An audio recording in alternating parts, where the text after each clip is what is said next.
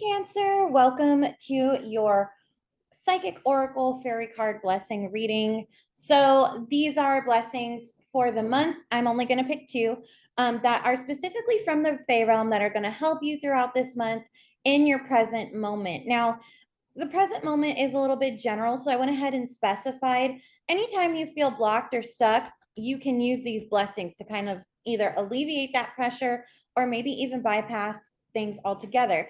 Just kind of depends on what comes out. Also, FYI, Mercury retrograde is literally tomorrow and this weekend. So these blessings might help with that. They might not, in terms of they might only be able to do like 50% of the help. Okay. So if you are not sure or you're unsure how to use these blessings, please go ahead and get a private reading with me. I actually do readings on Keen. So my 3 free minute link should be down in the description box below, or you can chat or call me. Also, I have content specifically for the month for the full moon in Pisces collective reading because I actually took Virgo out of it. So if you are a Virgo moon or rising or sun, and you basically want to know the ins and outs of how that full moon is going to work for Virgo with the retrograde, go check that video out because I had to separate so that way Virgo could get a solid reading. But it ended up working out perfectly. So I have that. I have a Romance Angels Oracle reading collective. That's a 2-card pull too. And I also, it ended up turning into a 4-card though, so don't worry. And then I have the Mercury retrograde best practices video in Virgo. Again, all of these videos that I'm going to be posting, their links are down in the description box below if you want to watch them. So like purchase to watch them because I get really great tidbits, and I think that one I have the downloadable free PDF, so you can, you know what I'm talking about, you can look at it or you can just have it kind of like as a calendar reminder. So yeah, and also there's one other video. Oh yeah, the general read for September for the collective. So on top of that, you guys, I am going to show y'all the decks that I will be using for my content in terms of what I'm going to use in October. I haven't actually created the content yet, but you can also request personal readings with me. If you want a video reading, let's say you can't schedule me at the times that I am available on Keen, you can always request a video reading with me and you just click the pay to view, button. We can discuss that as well in terms of price, but usually if anybody asks, I usually have a preset price list. So if you would like that, then definitely ask for the price list and I can send it to you. But these are the decks I will be using in October. Yes, I will be using my Nightmare Before Christmas tarot deck and my Disney villains. So you can get readings with me with these two. You can get both at the same time for the same reading. Or you can look forward to the content that I will be creating with these two decks. So without further ado, I kind of have already been shuffling Cancer. And it was so funny because I was going to do your reading yesterday and then I just couldn't because I felt so tired. The day was catching up with me on readings.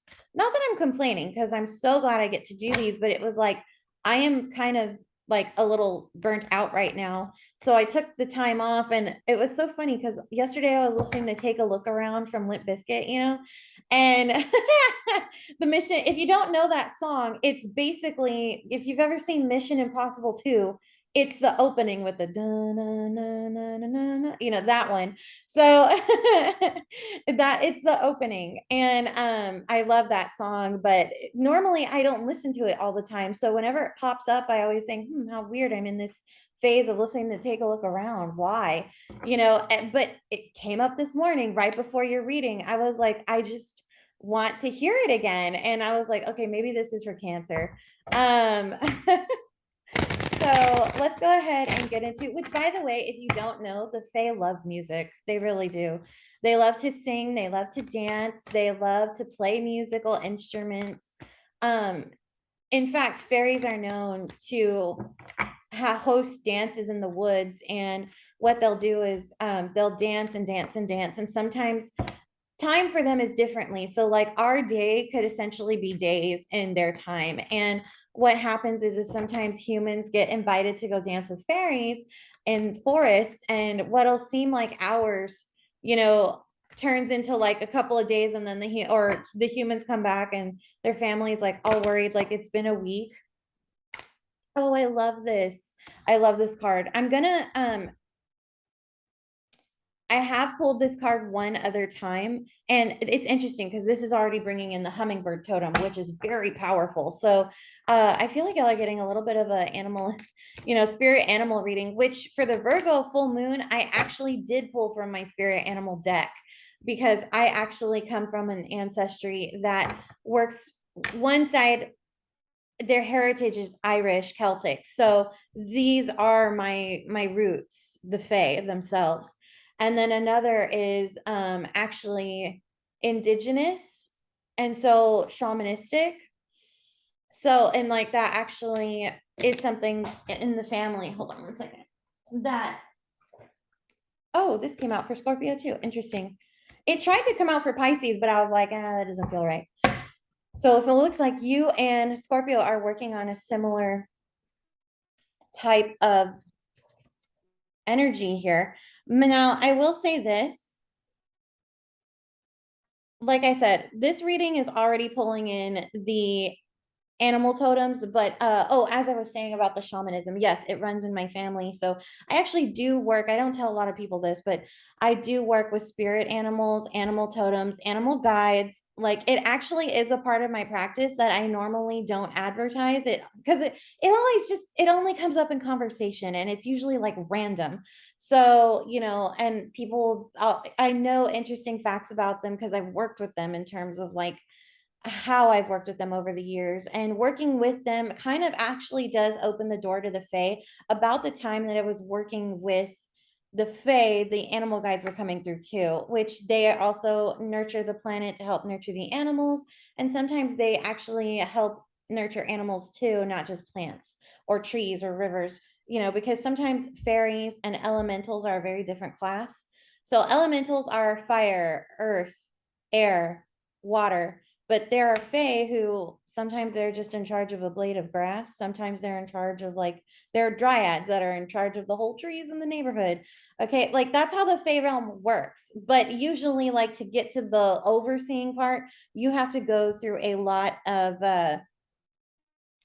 not just nurturing, but it also has to be like you have to show your grit in order to host a job like that with the Sealy courts or in any fake court realistically, because they have to know you're up to the task of managing Gaia and her resources for not only their realm, but our realm too.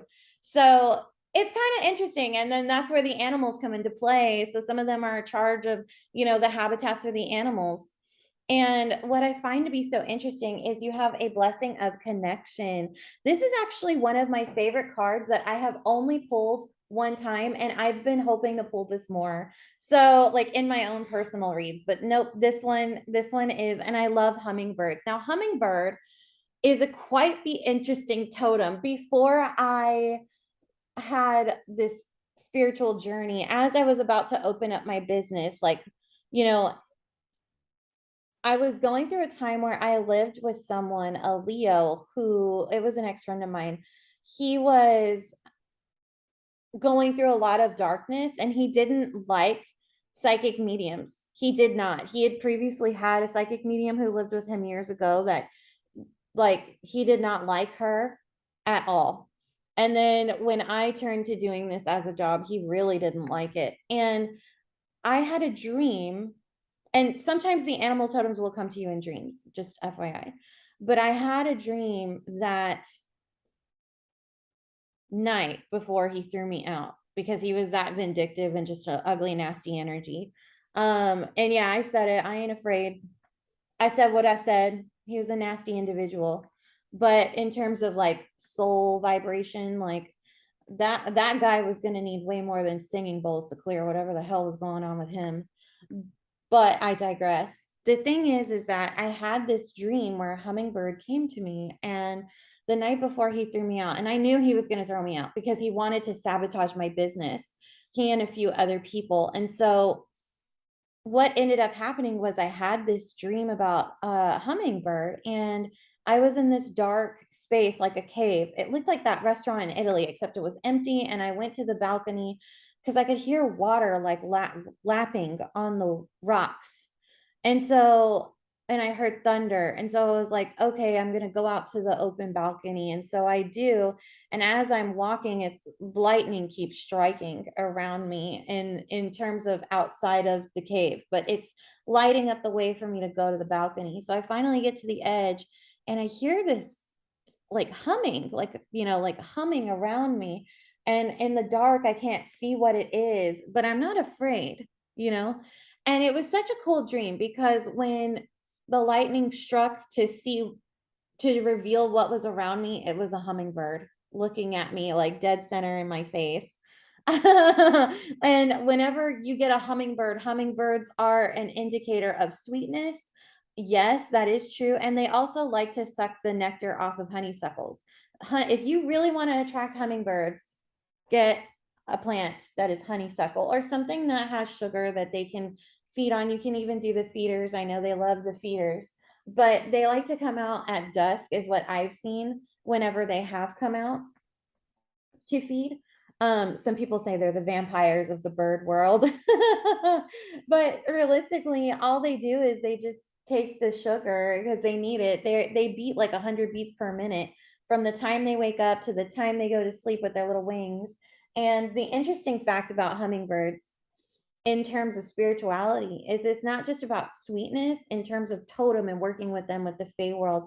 This is already like a herald of sweetness coming to you. That's the blessing for this month.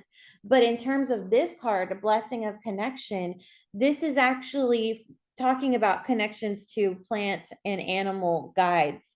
So that's kind of cool because hummingbirds are also known to be bringers of spiritual connection. And when I had that dream, I actually heard from, it was an actual medicine man on YouTube. I think he did Lakota. He was a Lakota wise man. And he talked about if you saw a hummingbird in your dreams, that you were meant to be like a healer. It was a sign. And that was several years after I had that dream. But the crazy part was after I had that dream, yeah, that guy threw me out and I had the dark night of the soul in terms of my life. But the crazy part was I was seeing hummingbirds after that every day. They were letting me know that they were around, that spirit wasn't going to leave me alone in the gutter. People may have left me alone in the gutter, but not spirit. And honestly, that's been ever so true ever since my connection to my guides and my deities and even the animals has gotten stronger, and the fae has gotten stronger over time because it doesn't come from a place of faith. It comes from a place of trust, which hummingbird definitely for me is a trusting animal totem. And in terms of the fae, like look at how open to receive this connection she is, and also look, she matches the hummingbird's colors. And honestly, I just love this beautiful emerald color and the colors on this card. I think they're gorgeous. The raspberry, see, it matches the little breastplate, you know, their beak, it matches. I just genuinely love this card. The imagery on it is gorgeous, but it's such an interesting card to get because this also says that you also have a blessing to connect to the Fey realm should you choose. And if you're uncomfortable with connecting with them directly, you can use animal totems. I would say if you're not comfortable working with the goddess Freya, because she is a goddess that deals with the Fey, um, you could do animal totems. They're pretty safe. And also, if you have dreams of animals, those are very important. The symbology behind them is a little bit different, but still very important. I also do dream interpretation. Most people don't know that. Now, here's the thing.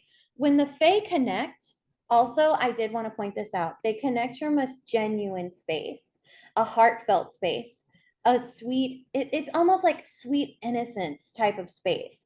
This isn't a ulterior motives type of thing. This isn't what can I get out of this person?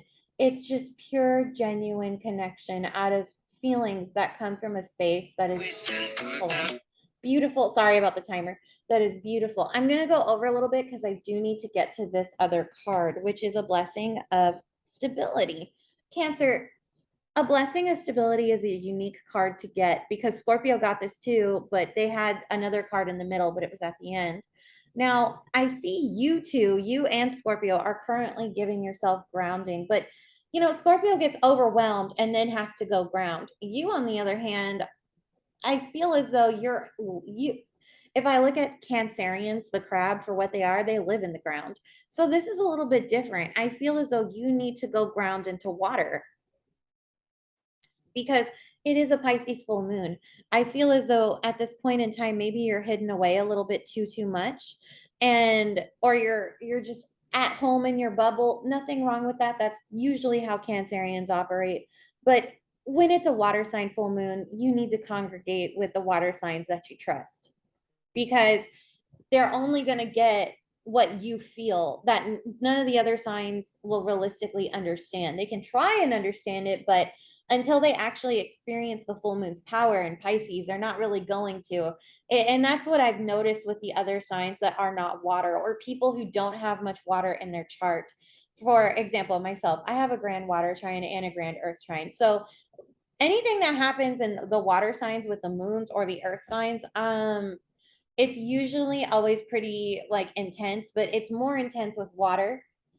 And also, this is where when you ground in water, you're able to process feelings, you're able to process emotions. Scorpio, on the other hand, is almost like psychically and emotionally overwhelmed. And yet, I feel Cancer, you're underwhelmed, which is a good thing.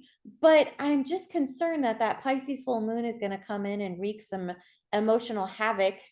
I feel like sometimes it very much is like Yennefer from The Witcher, from season one, where he says, "And you float about like a tornado."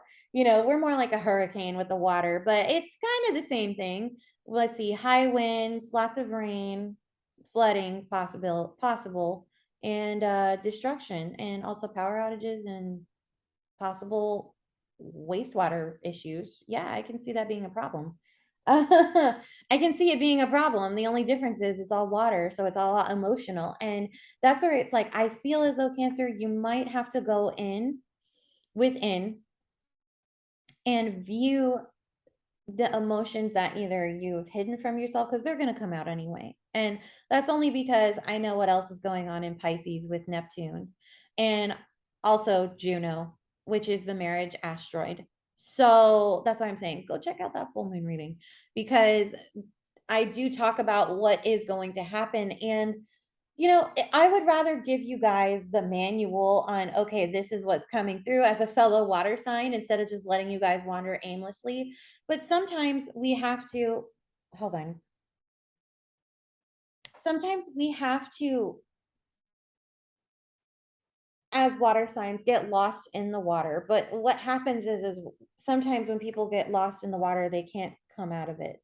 And that's my concern. It's like y'all need to go within, you need to go into the water, but you can't go too far, you'll get dragged out. It'll be a riptide. And I can see how that for you might be a problem, especially with the astrology, what is going on solely in Pisces. So that's why it's like, I need you to, when you're going to go within, I'm going to give you kind of the same advice I did with Scorpio in terms of, I told them when they get emotionally overwhelmed to take breaks. I feel when you go within and you do all this analyzation and visualizations and connecting to spirit and your spirituality and seeing these endings and going to the new beginnings emotionally, I think you also need to take some downtime because, you know, when you go through so many things at one time, and I'm talking like transformational stuff, like life changes, like you lose a house, you lose an apartment, but you get a house, you get engaged in the same year, then you get married in the same year. It's a lot. Like a lot of people don't realize those are big, significant changes. We all know that, but they have such a tremendous impact on our psyche, or you have a baby and then you have another baby. Um, like for one of my friends who I know is watching this, you know who you are. I love you. Um, but shout out to her, but a lot of people see those as accomplishments, which they are accomplishments. I am not saying they're not. But what happens is sometimes we go through these tremendous changes that are so transformative for us in the physical, but then we have to keep rolling and moving, and we don't really get to process that transformation truly. And so it's almost like we get kind of stuck in this phase of, well, am I still this old self, or how do I integrate the old self with the new self?